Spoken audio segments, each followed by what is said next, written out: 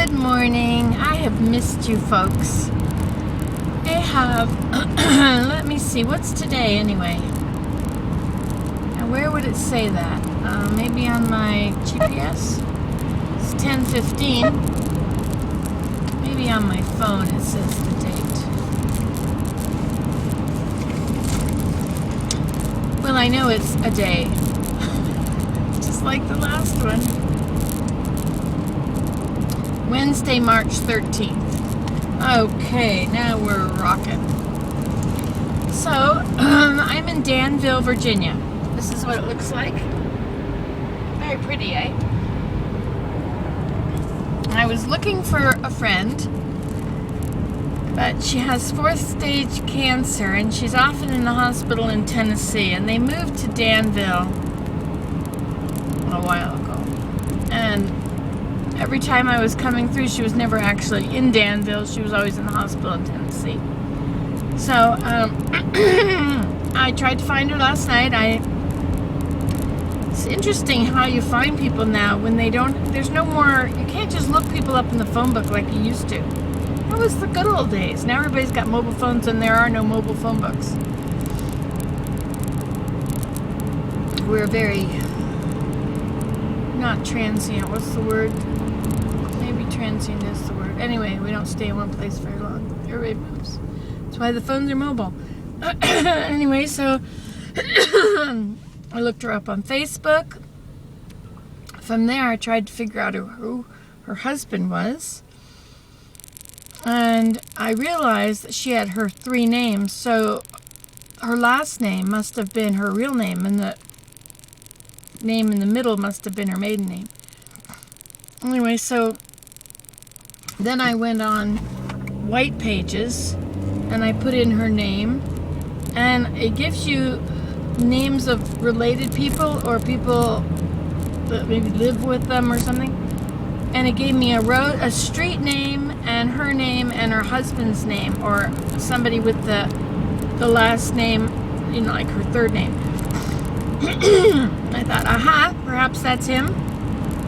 And I saw that there was a Danville road and there was a Tennessee road. And so I thought, perhaps this is the right person. So I put in her husband's name, and if that was her husband, right? And got the same sort of thing. So I typed in that road, and I found that it was in this town. I drove over to that road, and I drove up and down the road. And there's no names on mailboxes anymore. Man, oh man, oh man. And I have her phone number. I have 2 phone numbers. One is got a new owner to it who phoned me back and said that that's not her.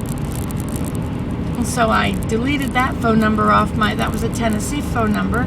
And then I've got another phone number which gets an answering machine that says it's not working or it's not a phone number anymore.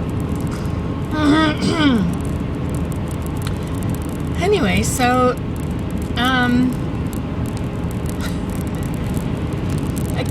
I could have gone to use one of those Intelex things on the White Pages. You pay your $25 or something, and then they'll give you the actual address.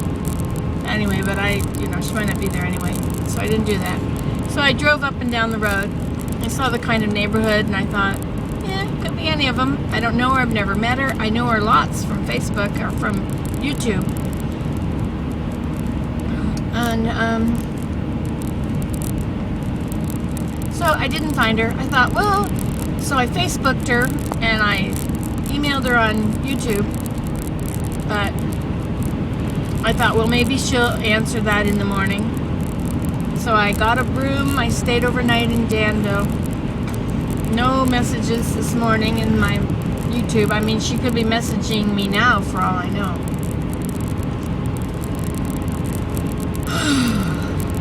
So the moral of the story is, if you ever want me to stop by and see you on my many journeys up and down, you're going to have to give me your current phone number and your current address. If I have your address and I can't get a hold of you on the phone, at least I can go to your house and leave a note. Don't worry, I'm not a bad guy. I'm a good guy. I'm one of the good guys. I've heard bad guys say that. We're the good guys. Anyway, about that. Okay, well, that's my morning. Sometimes it's just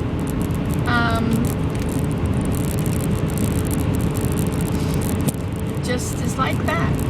All right, well, smile because you'll feel a lot better. Bye-bye.